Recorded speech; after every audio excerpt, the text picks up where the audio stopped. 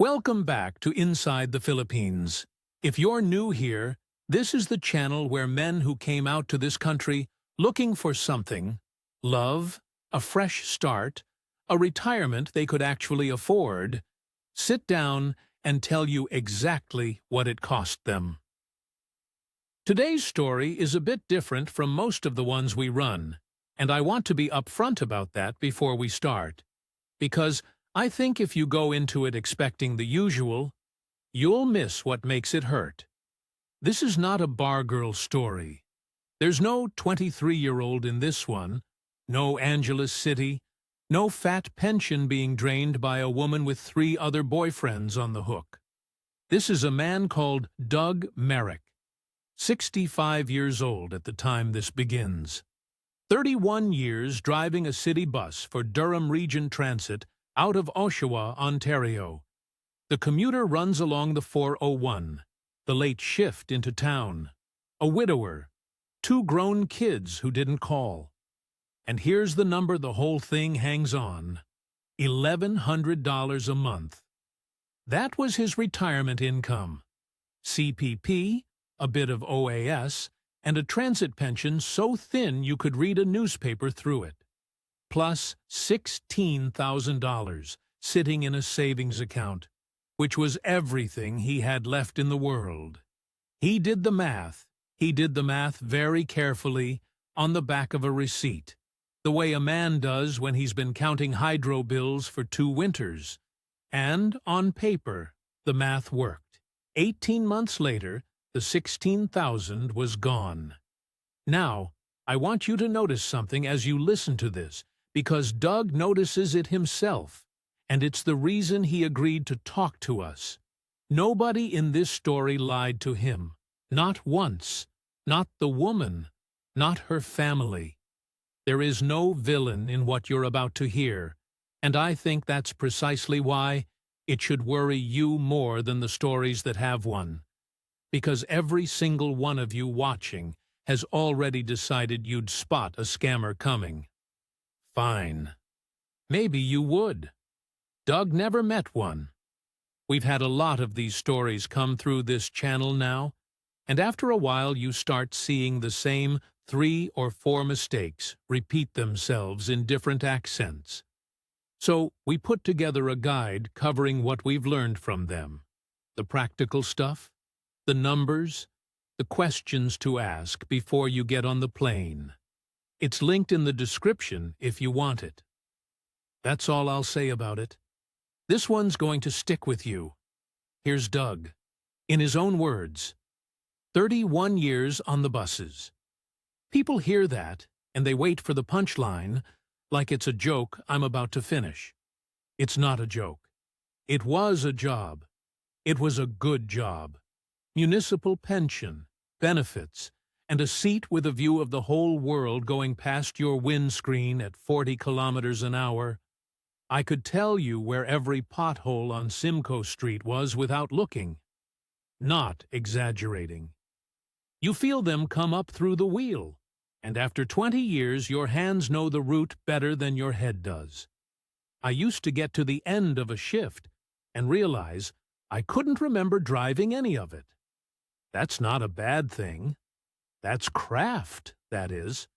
And the thing about driving a bus in a town like Oshawa is you get to know people without ever really knowing them. Same faces, 6:40 in the morning, 5 days a week, for decades. The woman who worked at the hospital and always had a coffee she'd nearly spill. The kid who grew up on my route, and then one day he's got a briefcase and a beard. You nod. You say morning. You say watch your step. That's it. That's the whole relationship. And I want to be honest with you. I've thought about this a lot since. I think that was about as much human contact as I ever really knew how to have. The fare box, too. Honor system, mostly. Somebody comes up short, you look at them, and you make a decision in about half a second. And I'll tell you, in 31 years, I never once made them get off the bus. Not once. Guy's $1 short. It's -18 outside. What are you going to do? Wave him through? It's $1. It's not your dollar. It doesn't come out of your pay. Remember that. That's important later. That's the whole thing, actually, but I'm getting ahead of myself. Marlene died in March of 2023. Ovarian. It took 19 months, and it took most of what we had, because even in Canada, there's a lot the province doesn't cover once you're at the home care stage. And what I found out after, and this is the part one didn't see coming, this is the part nobody warns you about, is that Marlene wasn't just my wife. She was the switchboard. She was the whole exchange. She made the calls, she sent the birthday cards, she signed them from both of us, and I never once bought one. She was the one who'd phone Kelsey in Calgary in October and start working on her about Christmas, laying it on, guilt-tripping her the way only a mother can, until Kelsey folded and booked the flights. I never made a call in my life. Marlene made the calls, so she goes, and the calls just stop. And I need you to hear me on this, because people always want me to be bitter about it, and I won't be. My kids are not bad kids. Kelsey's got 2 boys and a mortgage and a husband who works shifts, and Calgary's a long way, and she's got her own life burning down around her ears same as everybody. Tyler's out in Vancouver doing something in logistics that I've had explained to me 4 times and could not describe to you now. He's not a bad kid either. He just answers about 1 text in 5. I know it's 1 in 5 because I counted. Sat there and counted. 64 years old, sitting at the kitchen table with the phone, scrolling up, counting. That's a thing I did. So then, it's the winter of 2024, and here's what the shape of my life was. $1,100 a month. House was gone by then. The equity went into Marlene's care, and a roof and a line of credit I'd let get away from me, which is a polite way of saying I was an idiot about money in my 50s. Rented a place off Ritson. Thermostat at 16 degrees, because hydro in Ontario in January will take your legs off. Soup. A lot of soup. There's a way you eat when you're doing arithmetic in your head while you're chewing, and I got very good at it. And every morning, 6:40, I got in the car and drove to the Tim Hortons and went through the drive-thru. Not because I wanted the coffee. I made coffee at home. It was cheaper. I went because when you pull up to that speaker, a person has to say something to you. That's the arrangement. That's the deal. You go there, and a human being is contractually obligated to speak to you, and then you speak back. And for about 11 seconds, you're a man having a conversation. That's why I went. I'm not going to dress it up. And there was this one morning in February. Cold, black outside still. And I pull up and the kid says, "Can I take your order?" And I say medium double-double. And my voice broke. Cracked right in the middle of it, like a teenager's. Because I hadn't used it. And I sat in the parking lot after, with the engine running and the heat on, and I actually went back through it on my fingers, day by day. When did I last say a whole sentence out loud to another person? And I got to 11 days. 11 days. 65 years old. Sat in an idling Corolla in a Tim Hortons parking lot in Oshawa, Ontario, counting on my fingers. I went home. I didn't sleep. And at 2 o'clock in the morning, I opened up the laptop. 2 in the morning, kitchen table, laptop. And I wasn't looking for anything. I want to be clear about that. I wasn't sat there typing Filipina Bride into the search bar like some sad old bugger in a documentary. I was watching a video about how to bleed a radiator. That's the honest truth. That's what I was doing at 2 in the morning in February. And then, the thing on the right-hand side, the little column of what's next, it puts up a video of a fella sitting on a balcony somewhere with the sun going down behind him. And he's got a bottle of San Miguel sweating in his hand. And the title says something like, "I live like a king on $1,200 a month." Dumaguete, it said. I didn't know where that was. I still had to look up which country it was in, if I'm honest with you, and I watched it, and then I watched another one. I want to tell you I was skeptical. I was, a bit, but I was skeptical the way a man is skeptical about a lifeboat. You know what I mean? You're still getting in. I watched 40 of those videos before I said a word about it to another living soul. 40. Over about 3 weeks. Guys on balconies, guys in markets, guys showing you a receipt for a bag of groceries that came to $4. And at some point, I got a pen, and I flipped over a Tim Hortons receipt that was sitting on the table. I'd been using them as coasters. That's the state of things. And I started doing the sums. $1,100 a month coming in. Rent, they said. $300, $400, if you're not being silly about it. Food, $1.50 a meal. Beer, $1. And I sat there, and I did that arithmetic, and I got a number that was positive. Do you understand what I'm telling you? For the first time since Marlene got sick, I did the math on my own life, and there was money left at the bottom. I still have that receipt. It's in my wallet right now. I've had it for over 2 years. Now, why the Philippines specifically? Everybody asks me that, and I'll tell you the truth. And the truth is not romantic. It was elimination. Thailand. I looked at Thailand. Everybody looks at Thailand. But the alphabet's not even our alphabet. I'm a 65-year-old man who never learned a second language and never needed one. I'd be standing in a chemist pointing at my own chest like a chimp. No, Vietnam. Well, communist, isn't it? And I've voted PC my entire adult life, and I know how stupid that sounds as a reason not to go somewhere on holiday, let alone move there. But I'm telling you what was in my head at the time, and that was in my head. The Philippines spoke English, actual English, not tourist English. They run their courts in it, their newspapers, their schools. It was Catholic, which mattered to me more than I'd have admitted, because Marlene was Catholic, and I'm not much of anything. But the idea of church bells on a Sunday and somebody saying grace, that felt like her. And they used the same plugs, same voltage, type A plugs, 120 volts, exactly like Ontario. I picked a country because I wouldn't need an adapter. I know. Put that on my headstone. So then it's April, and I've joined this Facebook group, Expats in Negros Occidental, and I did not join it to meet a woman.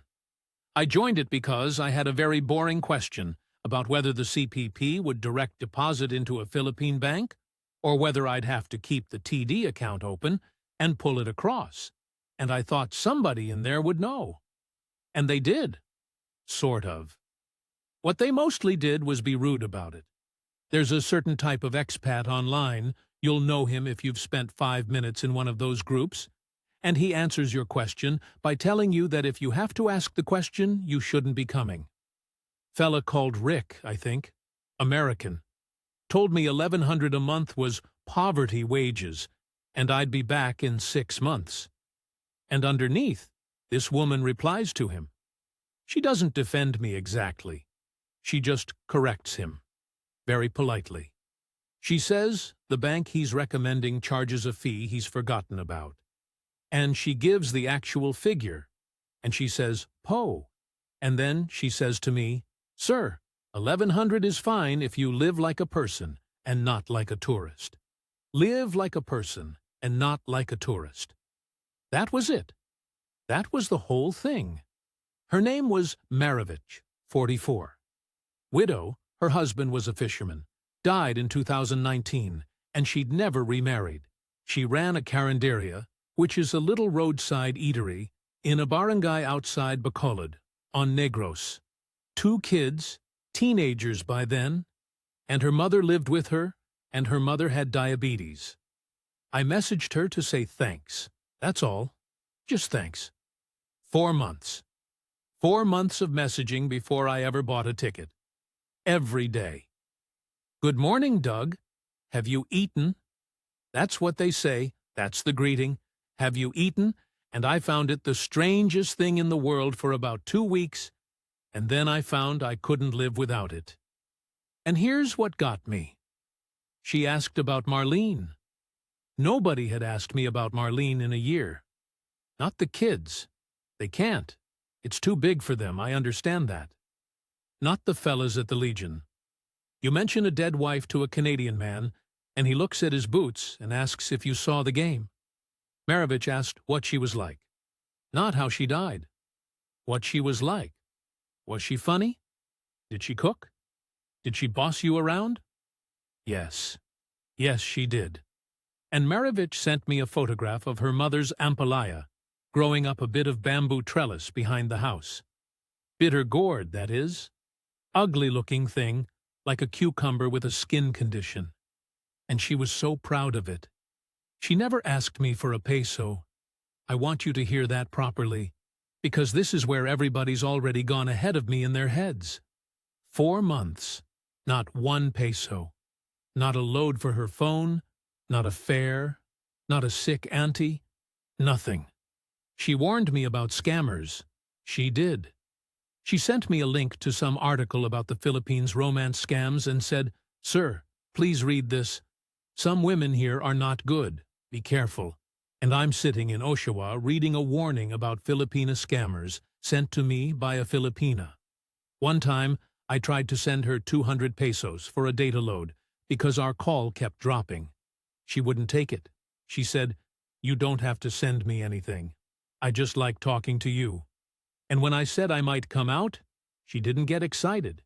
She got serious. She put her whole family on a video call. Her mother, her brother, her 2 kids, all of them crammed into a frame, all of them saying, "Hello, Po, hello, Po," and the rooster going off in the background at whatever hour it was. I checked every box. Every single box those warning videos told me to check. Steady job, check. Her own income, check. Age appropriate, 44, not 23, check. Video calls, no excuses, no bad connection nonsense, check. Met the family, check. Never asked for money, check, check, check. I want you to sit with that, because the thing I've had to live with is that I did the due diligence. I did it properly. The house was long gone. Went into Marlene's care, most of it, and a roof, and a line of credit I'd been an idiot about. So there wasn't a big sale, nothing dramatic. I sold the Corolla for 4,000. I sold my tools, I had good tools, Snap-on stuff, 30 years of collecting, for about 1,100, which was daylight robbery, and I let it go anyway because I was tired. I sold the snowblower to my neighbor Ted for $200, and he shook my hand and said, "Good for you, Doug." And that was, I think, the warmest send-off I got from anyone in Canada. I called Kelsey, told her I was moving to the Philippines. 4 minutes. That's how long the call was. I checked after. She said, "Is this because of a woman?" And I said, "Sort of. Yeah, but it's more the money." And she went quiet. And then she said, "Okay, Dad. Just, okay, Dad." And one of the boys was yelling in the background about something, and she had to go. I don't hold it against her. I've said that already. I'll say it again. I don't hold it against her. But I'll be honest. I sat there with the phone in my hand after, and I thought, I don't know what I thought. I thought, that's it then. That's the whole objection. 4 minutes. If she'd fought me on it, I might have stayed. That's the thing I don't say out loud very often. August the 14th, 2024. Toronto to Manila, Manila to Bacolod Sile, and the second leg is on a little Cebu Pacific thing where they play a game with the passengers. An actual game. And everybody's laughing. And I'm 65 years old, with everything I own in 2 suitcases. And then they open the door. Nobody tells you about that. The heat doesn't hit you like weather. It hits you like a wall. like walking into a room where somebody's left a kettle boiling for 100 years. Wet heat, thick as soup, and underneath it, the smell of diesel and something sweet burning somewhere. And I came down the stairs onto the tarmac in a fleece. A fleece. In Negros. In August. And there she was behind the barrier with a piece of paper with my name on it, spelled wrong, and her whole family behind her. All of them, all 7 of them, waving. I want to tell you about the good part now, and want to take my time over it, because people always want to skip ahead to where it goes wrong. And if you skip ahead, you'll get the story wrong.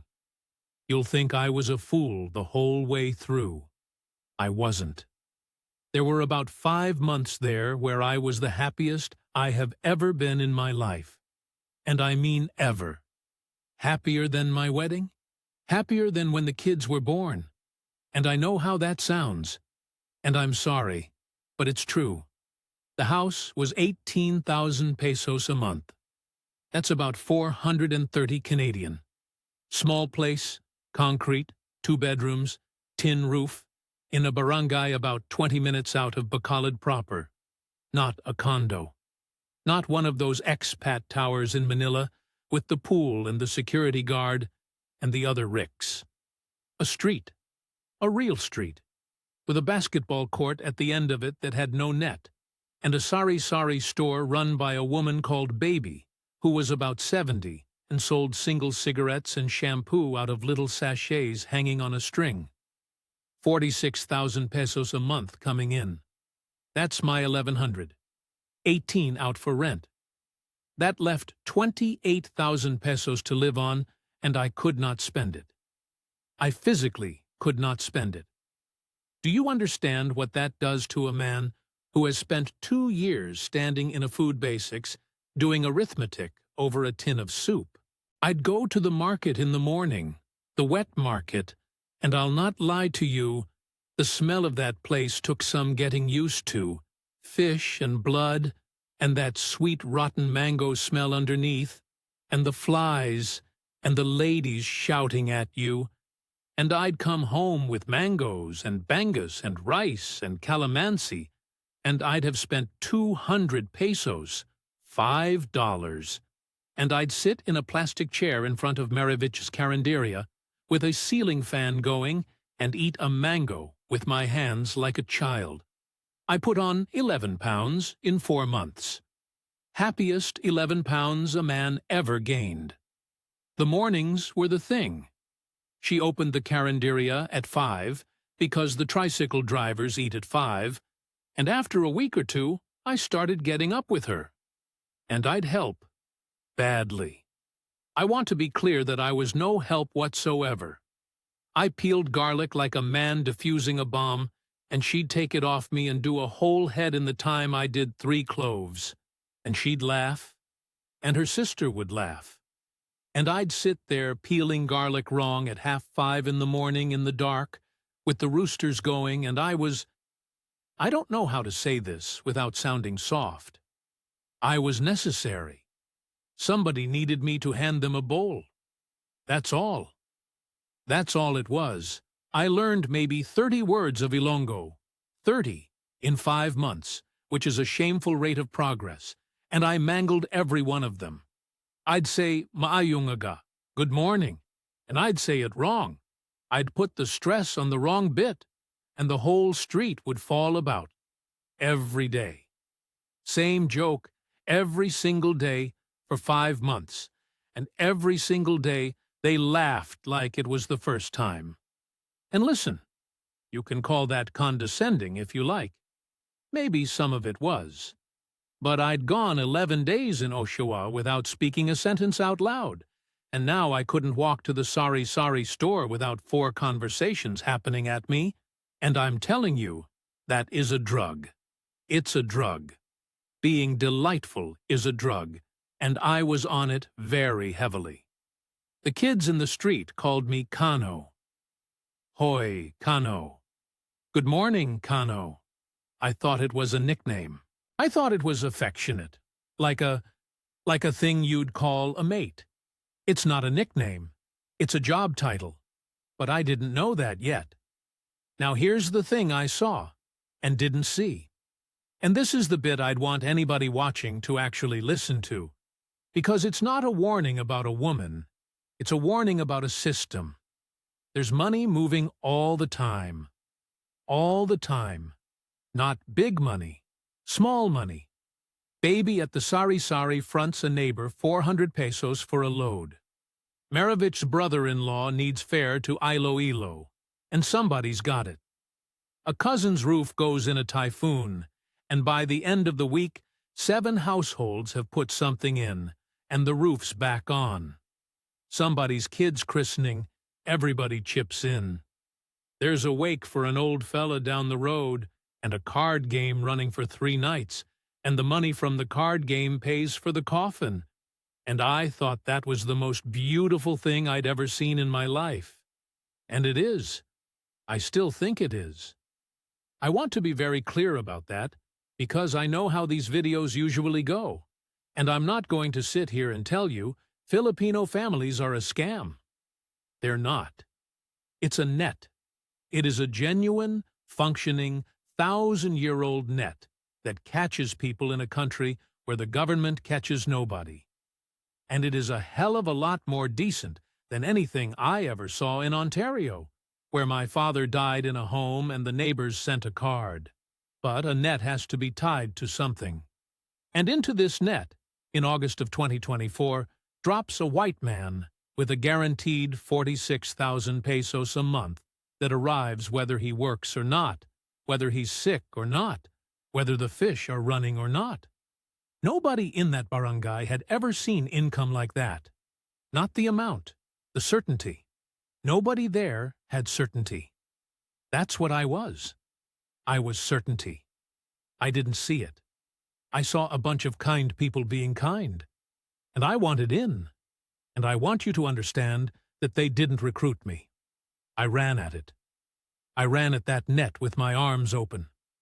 October, the freezer at the Carinderia. No, not the freezer. That comes later. The rice cooker. The big one, the commercial one, went.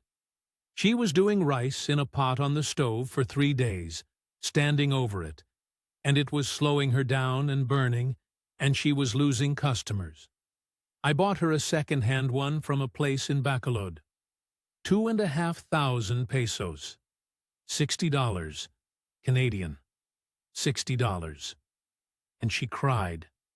She stood in the middle of her own kitchen with this dented second-hand rice cooker, and she cried. And her mother came out and touched my arm.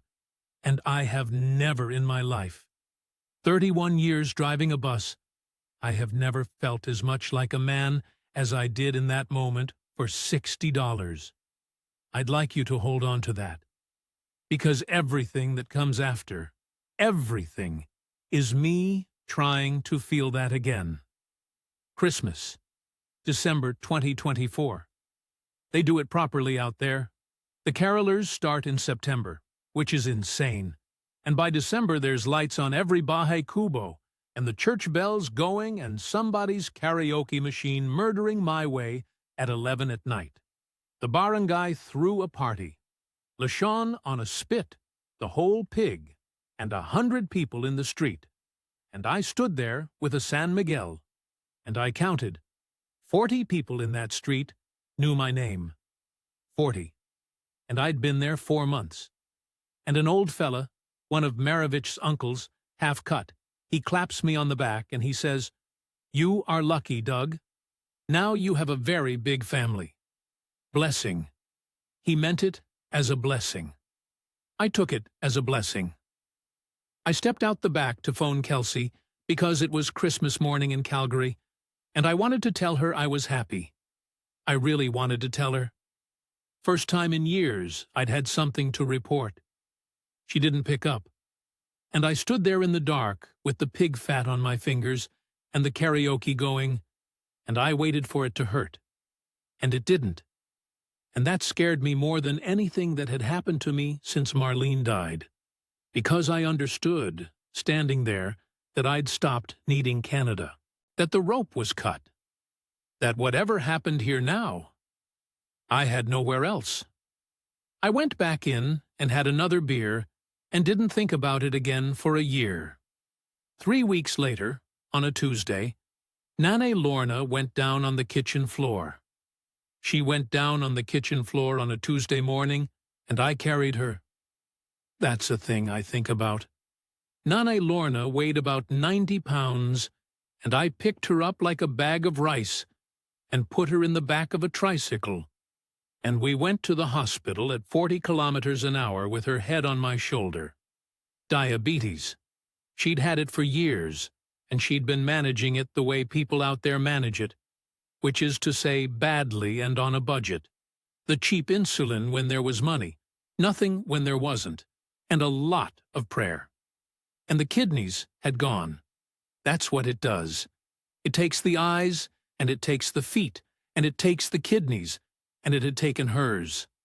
Dialysis. 2 sessions a week. And that's not optional.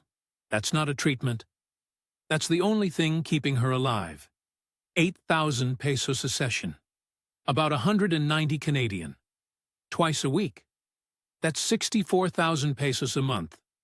My entire income was 46.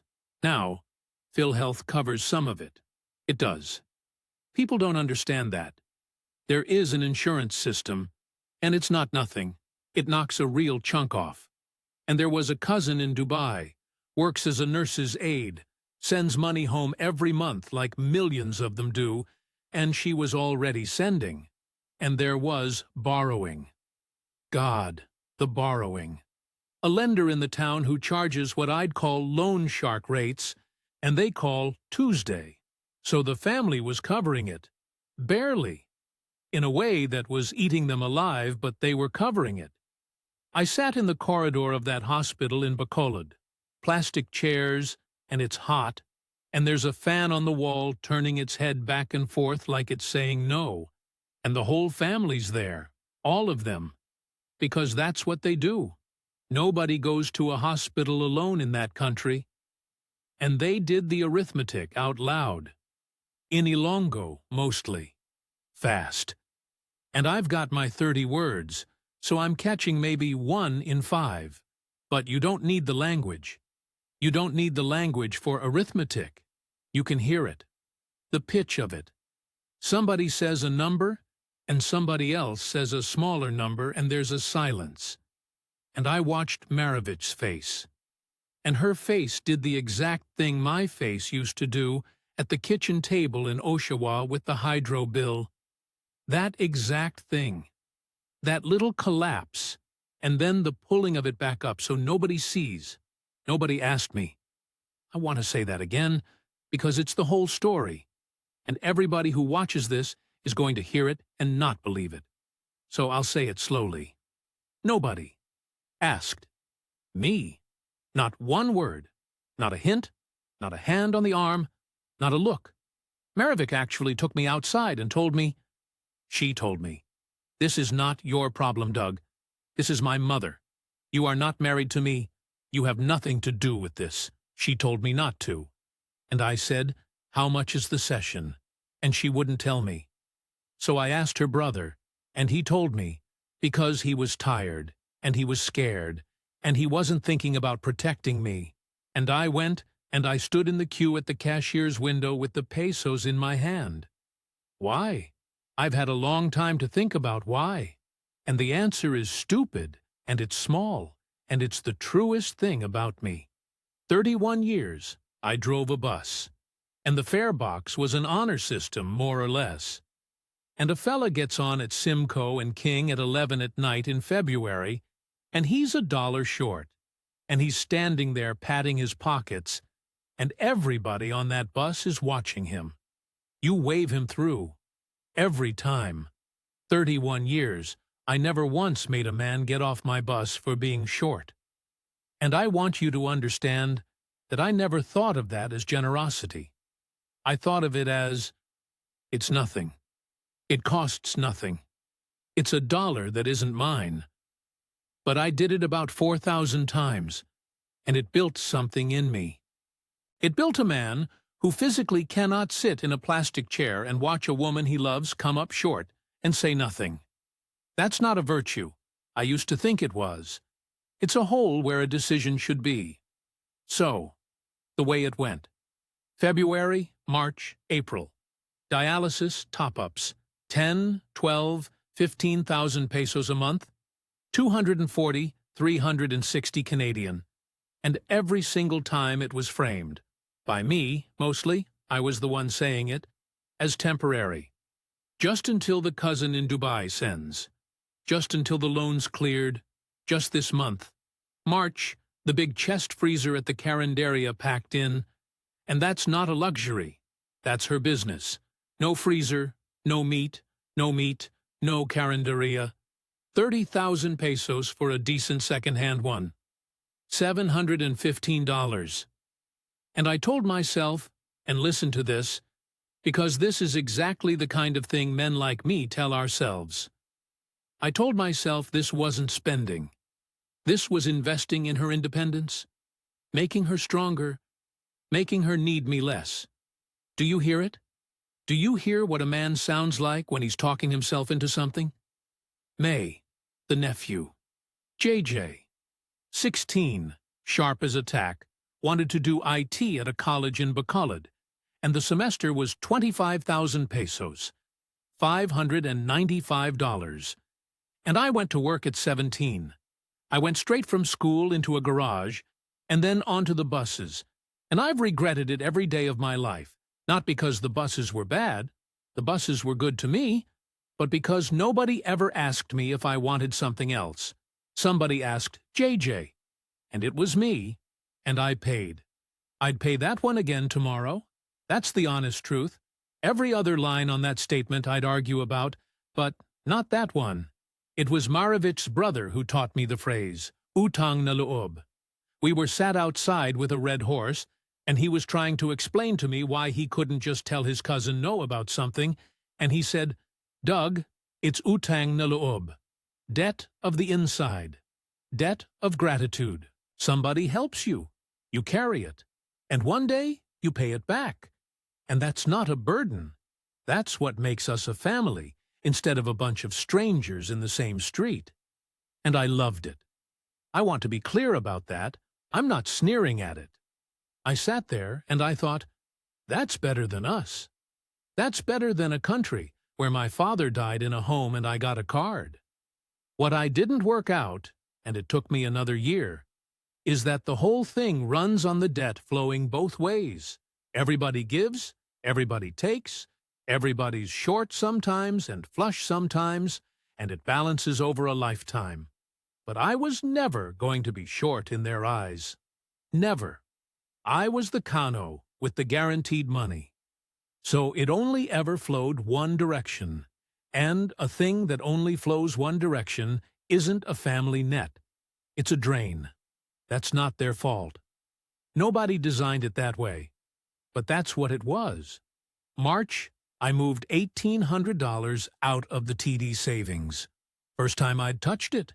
And I sat there on the phone with the app open, and I told myself, this is what savings are for. This is an emergency. That's the definition of the word. And that's true. That is what savings are for. The trouble is, an emergency ends. Dialysis doesn't. 16 grand I had. It was 16 when I landed.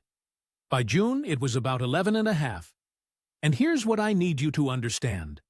And it's the thing I can't explain to my own daughter. I was happy. I was so happy. That spring was the best time of my life. I had a woman who loved me, a street full of people who shouted my name, a boy going to college because of me, and a purpose, an actual purpose, first one in 3 years. And the number was going down every month. And I knew both of those things. I knew them both, at the same time, every day. I just never put them in the same sentence. Not once. You can go a very long way, not putting two true things in the same sentence. Maravich found out about the top-ups in April. Somebody at the hospital said something. And she came home, and she was crying, and she was furious. Furious at me. Not grateful. Furious. And she said, "I told you not to. I told you." And I said, and I can hear myself saying it, I can hear my own stupid, cheerful voice. "Yeah. No. It's fine. Don't worry about it. I'll figure her out." Like she was a root. June the 14th, 2025, I asked her to marry me. On the step, with the karaoke going somewhere down the street, murdering Bee Gees this time. She said yes, and she cried, and I cried, and her mother, who was alive because of a queue and a cashier's window and a man who couldn't say no, her mother held my face in both hands. Best night of my life. $11,500 left. And 18 months to go. Here's what nobody tells you about getting engaged in a place like that. The day before, I was a guest. A very welcome guest. A nice old Kano who bought a rice cooker. The day after, I was family. And family, out there, is not a feeling. I want to be really precise about this because I think it's the single most important thing I could tell anybody watching. In Canada, family is a feeling. It's cards and Christmas and a vague sense that you'd help if it got bad enough. Out there, family is a structure. It's a set of obligations with a schedule attached, and everybody in that structure knows exactly what they owe and exactly what they're owed. And now I was in it. And I was in it at the top. Because I was the one with the money. The wedding first. And I want to be fair here, because I've heard other fellas tell this story like they were mugged, and it wasn't like that. Nobody demanded a big wedding. Nobody said a number to me. What happened was that over about 3 weeks it became clear, in the gentlest way you can imagine, that the wedding was not mine. It belonged to the family, to the barangay, really. Because a foreigner marrying in doesn't just marry the woman, he elevates the entire clan. That's how it reads. That's what it means. And a shabby wedding wouldn't shame me. It would shame Maravich. It would shame her mother. It would shame the aunties. And they'd have carried that shame for years. 80,000 pesos. $1,900, near enough. Nobody asked. It just assembled. Somebody mentions the church needs a donation. Somebody's cousin can do the catering, only he needs the money for the pig up front. The dress, the tarpaulin. They do these enormous printed banners with your faces on them, and I laughed at it. And I paid for it. I was the only one with a wallet in a room where everybody was planning. Then the ninong business. 2 children, 2 christenings, and I'm asked to stand as godfather, ninong, and I want you to know that I was proud. I was genuinely, stupidly proud. 65 years old, and people are handing me their babies. Nobody sat me down and explained that ninong isn't an honor. It's an office, a financial office, with no end date.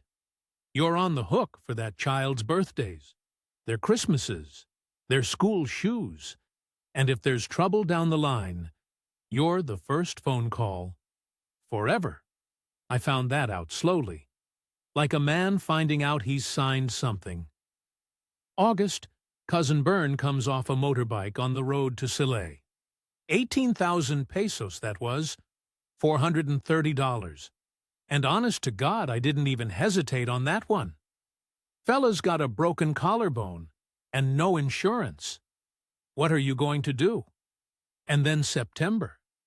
And this is the one. This is the one where I have to stop and be honest with you. Maravich's brother, the same one who taught me utang na loob. And I don't want you thinking badly of him. He's a good man.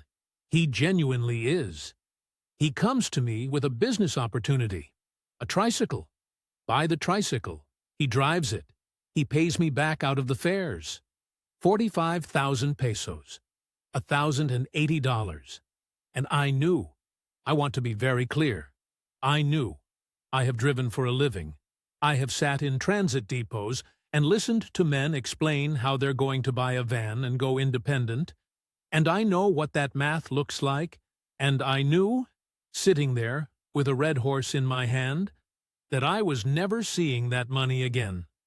I paid anyway. And here's why, and this is the bit that people who haven't lived it can't get their heads round. If I'd said no, it wouldn't have been me saying no to him. It would have been Marevich's foreigner refusing her brother. In front of her family. In front of the street. Saving face. They call it hiya, the shame side of it. And it's not politeness. It's not manners. It's the load-bearing wall of the whole society. And I'd have knocked it out. She'd have had to live in that street afterwards. I'd have gone back to Canada eventually. She wouldn't have. So I bought a tricycle. It ran for about 5 months. He never paid a peso back, and I never asked, and I still don't blame him, and I still won't. Meanwhile, the dialysis is still going, every week, every single week, because that's the thing nobody understands about an emergency. An emergency has an end. That's what makes it an emergency. Nane Lorna's kidneys were not an emergency.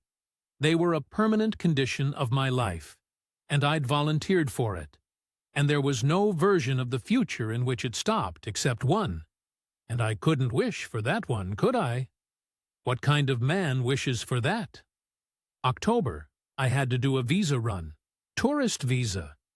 You can extend and extend, out to nearly 3 years, but there's a rhythm to it. And there's fees. And there's the ACR card.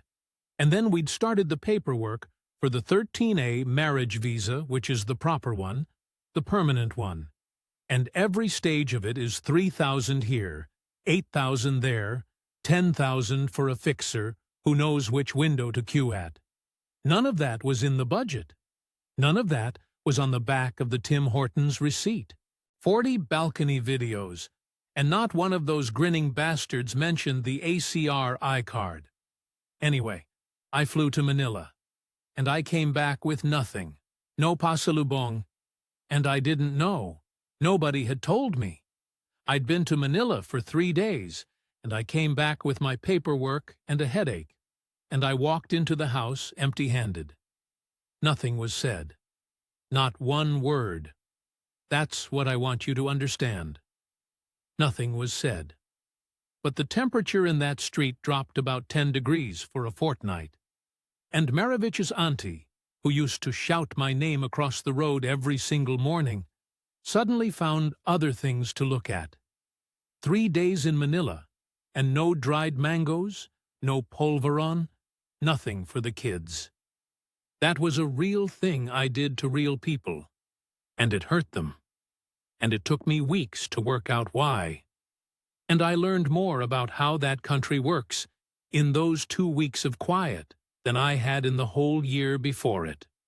Now, the other thing that happened in the autumn, I stopped opening the app, the TD app, on my phone. I stopped opening it. I'm not being clever there. That's not a figure of speech. There was a point around the end of September where I opened it, looked at the number and thought, don't do that again. And I didn't. For about 11 weeks, I didn't look at my own bank balance, not once. And I knew exactly what kind of man does that. I'd driven that man to work for 31 years. Fella sat halfway down the bus with the letters in his bag he hasn't opened. I knew him. I'd nodded at him every morning. And now I was him, and I couldn't even tell you the moment it happened. November, Marevich found a receipt. Not a transfer. A currency exchange slip from the bank in Bacolod tucked in my shirt pocket. And she was doing the washing. And she came out into the yard with it in her hand, and she wasn't shouting. She's never once shouted at me. She was just standing there. And she said, Doug, "This is not from your pension." And I said no. And she said, "Doug, how much do you have left?" And I looked her in the eye. This woman who had told me not to, who had told me to my face, "This is not your problem." And I said, "Plenty." That's the only lie in this entire story. In 18 months, from any of them, not one word of deception. And the liar was me, standing in my own yard, lying to the woman who tried to stop me. She looked at me for a long moment, and she let it go. And I've thought about that a lot, whether she believed me or whether she just needed to believe me, the way I'd needed to believe the balcony video. New Year's Eve, they set the whole street off. Fireworks are a religion out there. Everybody's got them. And the smoke was hanging under the streetlights, and the karaoke was going, and somebody's uncle was doing My Way Again, and Maravik was under my arm, and Nane Lorna was in a plastic chair with a blanket. Alive. And I was smiling. I want that on record. I was properly, genuinely smiling. $2,100. That's what was left. And I still didn't know it, because I hadn't looked in 11 weeks. Now, I know what you're waiting for. I've watched enough of these videos to know exactly what you're waiting for, because I used to be the man watching them. You're waiting for the twist. You're waiting for me to find the other bloke's messages on her phone, or for some Australian to email me saying he's been sending her money too, or for the whole thing to turn out to be a syndicate operating out of an internet cafe in Cebu. There isn't one. I'm sorry. I know that's not much of a story. There is no twist. Nobody lied to me. There was no other man. There was no scam. There was no plan. There was just a brownout. February 2026. The power went at about 7 in the evening, which it does, and the whole street goes dark and quiet, except for somebody's genset coughing 2 doors down, and everybody comes outside because inside is an oven without the fan. So I'm sat on the step with a warm San Miguel and nothing to do, and the phone's got charge, and there's no internet, but the banking app caches your statements. And I opened it. First time in 11 weeks. Now, I'd like to tell you I saw the balance and reeled.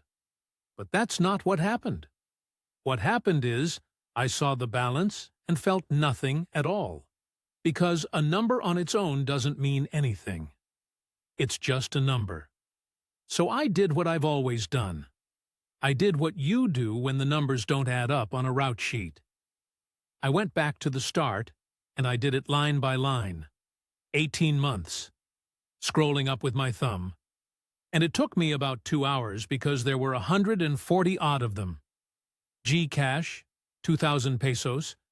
GCash, 5,000. Cash withdrawal, Bacolod, 8,000.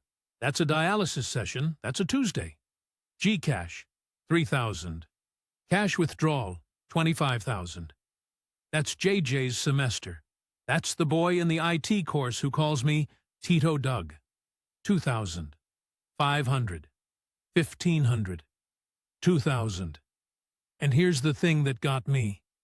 And I want to be very careful how I say this, because it's the only thing in the whole story I actually know for certain. I could not find a single one I would take back. Not one. I sat there for 2 hours in the dark, with the sweat running down my back, looking for the line where I'd been robbed, looking for the one where I'd been a mug, and every single line was a person. Every line had a face on it. There was a woman on a machine twice a week. There was a boy in a classroom. There was a freezer full of pork for a business that fed 40 tricycle drivers every morning at 5. You want to know what an 18-month, $16,000 disaster looks like on a bank statement?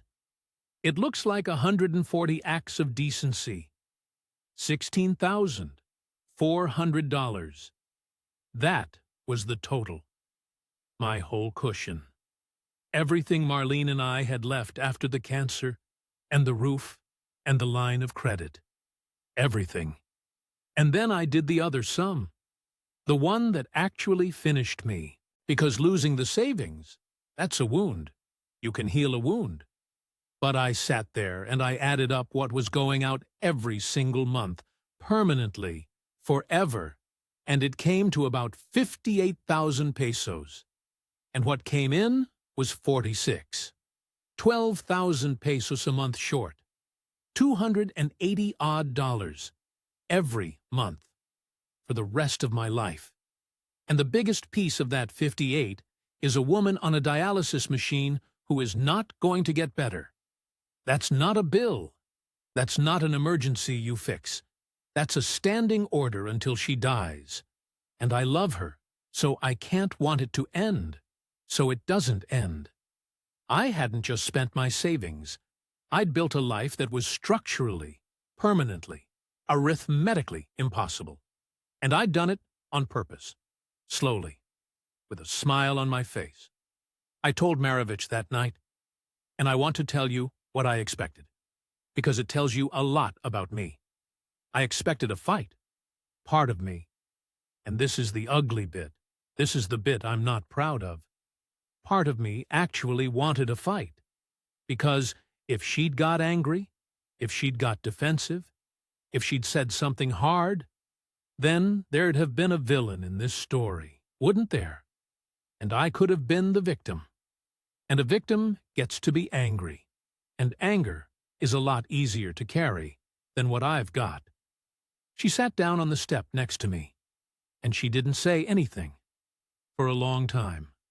Maybe 5 minutes. Longer. Just sat there in the dark with the genset going. And then she started to cry. Not for herself. She wasn't crying about the money. She wasn't crying about her mother. She was crying about me. About what I'd done to myself in her kitchen for 18 months while she made me breakfast. And I'll be honest with you, that was worse. That was so much worse than a fight. Because if she'd been a villain, I could have gone home and told this story with a bit of dignity. And everyone would have said, "Poor Doug, they're all the same over there." Instead, I've got a woman I love crying on a step because she couldn't stop me being kind to her. There's no compensation for that. There's nothing to recover. There's nobody to be angry at. She said, "We will stop. All of it. We stop." And I said, "Maravich, it stopped anyway. There's nothing left to stop." And she said, and this is the one that I still hear, she said, "Then you go home. Go home, Doug. Go back to Canada. I will manage. We will find a way. Just go home." And I had to sit there and explain to her, out loud, in the dark, that there is no home. The house is sold. The car is sold. My tools are sold. I've got no lease, no address, no furniture, nothing in that country except a name on a pension file. And Kelsey's got 2 boys and a mortgage and a spare room. And she has never once, not one time, in 3 years, offered it to me. I'm not blaming her. I keep saying that. I'm not blaming her. But I couldn't buy a plane ticket, and even if I could, I'd have been landing in Toronto in February with 2 suitcases and nowhere to put them. I'm 65 years old. I'm broke. I'm on the other side of the planet from everything I ever built. And the only people on this earth who would notice if I stopped breathing tonight are the people who took every dollar I had. And they did it by accident. And they love me. And I love them. Try carrying that around for a while and see how you get on. She asked me one thing that night. She said, "You should have said no." And I said, "I know." And she said, "Why didn't you?" And I didn't have an answer.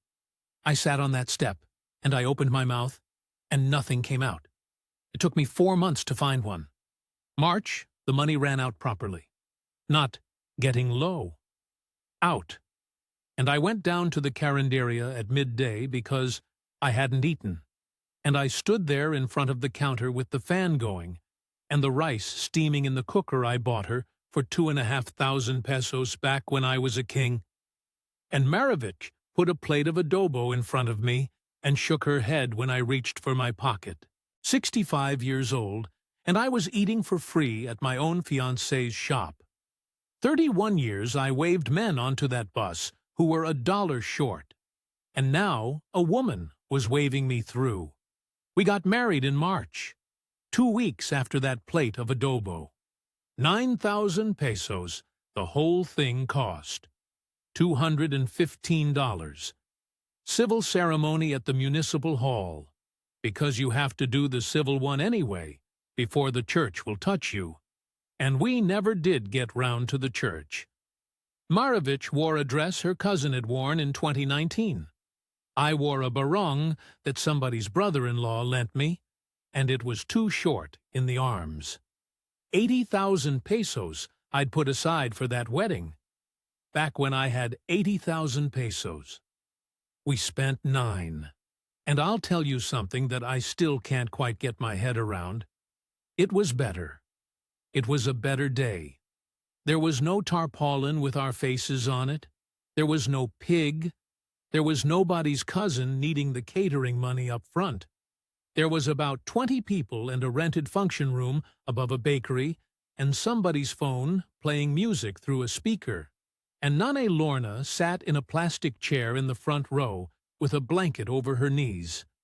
Alive. Best $215 I ever spent.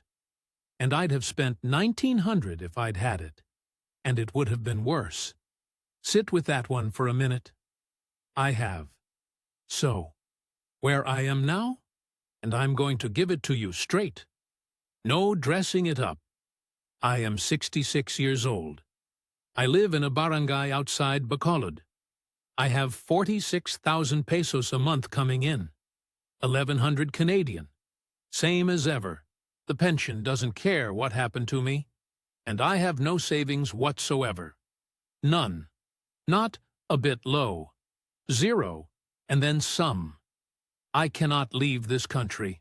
Not because anyone's stopping me. Because a plane ticket to Toronto is 80,000 pesos, and I don't have 80,000 pesos, and I never will.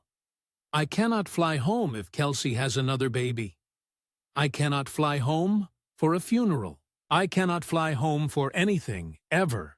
And my grandsons, one's 9 now, one's 6. I have met them 3 times in my life. And that number is finished. That's the final number. 3. I have no leverage. That's the word for it. If Maravich left me tomorrow, I would be a 66-year-old man with 2 suitcases in a country where I can't legally work without a permit, and I can't afford the flight out.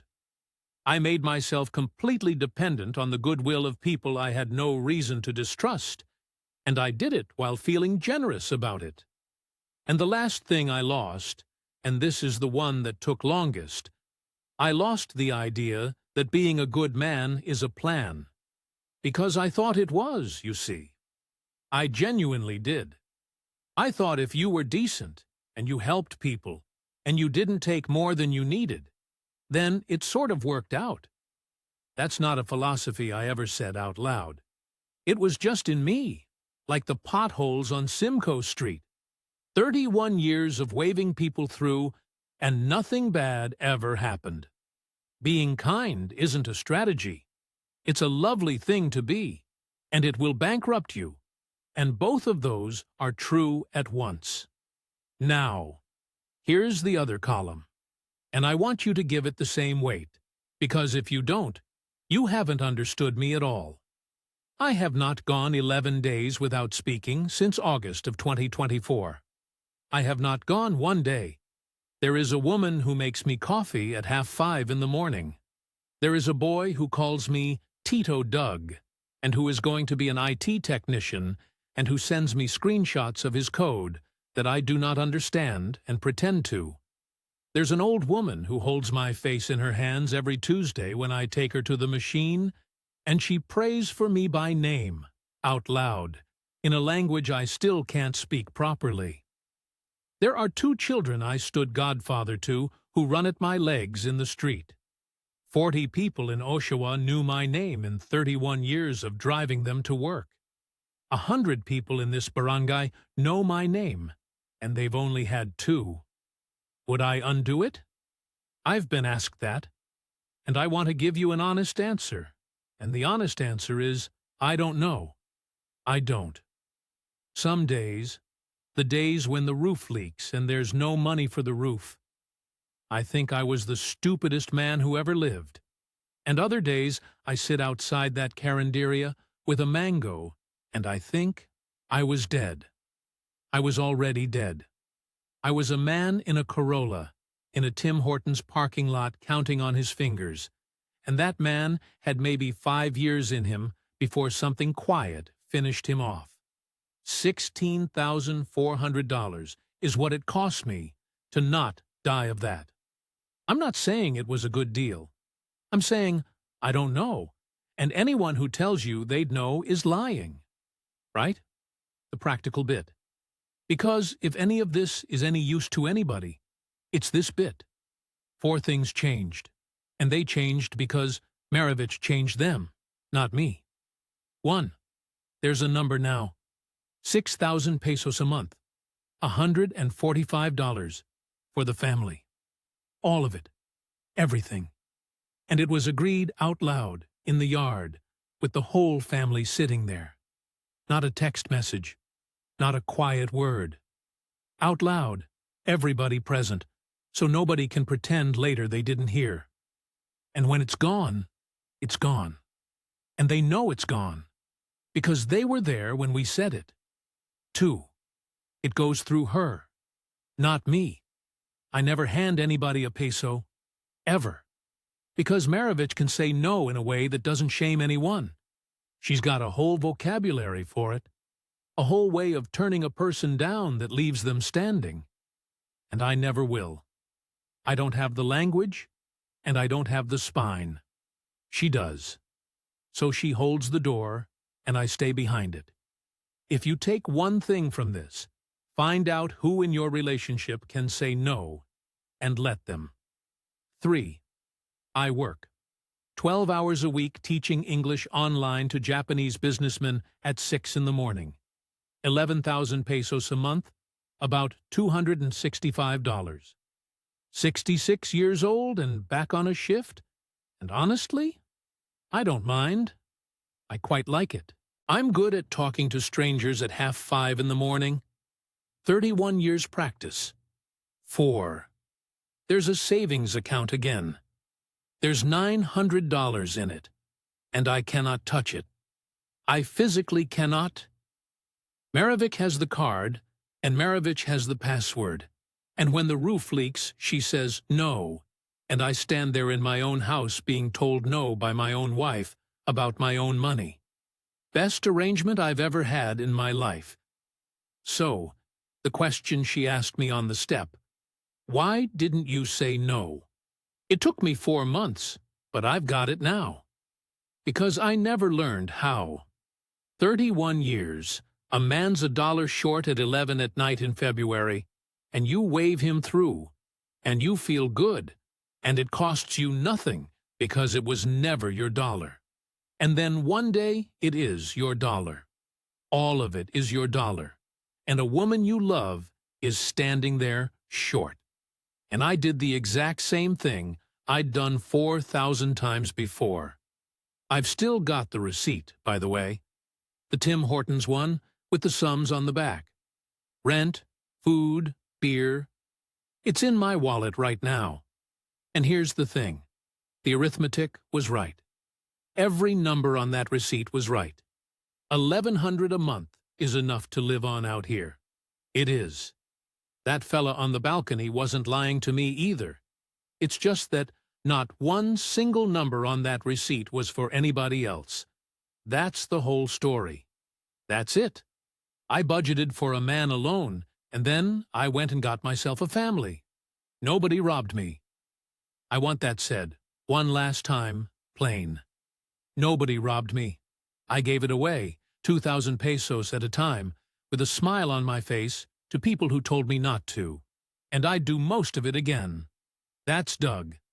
And I want to be careful about how we close this one, because Doug's story doesn't behave the way these stories are supposed to behave. There's no villain to point at. There's no moment where you get to shout at the screen. There's just a decent man, a decent woman, and an arithmetic problem that neither of them was equipped to solve until it had already solved itself. Here's what we'd ask you to actually take away. 1,100 a month works in the Philippines. That number is real, but it works for one man with no obligations. And the moment you enter a Filipino family, you are not one man with no obligations anymore. You're a node in a support structure that has kept people alive for 1,000 years, and it will draw whatever it needs from wherever there's a surplus. It isn't malice. It doesn't even feel like taking. It feels like family, because it is family. So set the number before you love anybody. Say it out loud. Say it in front of everyone. And then find the person who's able to defend it, because it almost certainly isn't going to be you. Stories like Doug's are why we put the guide together. Everything we've learned from the men who've sat down and told us what went wrong, the patterns, the numbers, the things they wish somebody had said to them first. It's in the description if it's something you need. And if you're sitting somewhere cold right now, doing sums on the back of a receipt at 2 in the morning, please talk to a real person before you buy the ticket. Not a comment section. A person. Doug's still in Bacolod, still married, still broke, still, by his own reckoning, not entirely sure he'd change it. Thanks for watching Inside the Philippines.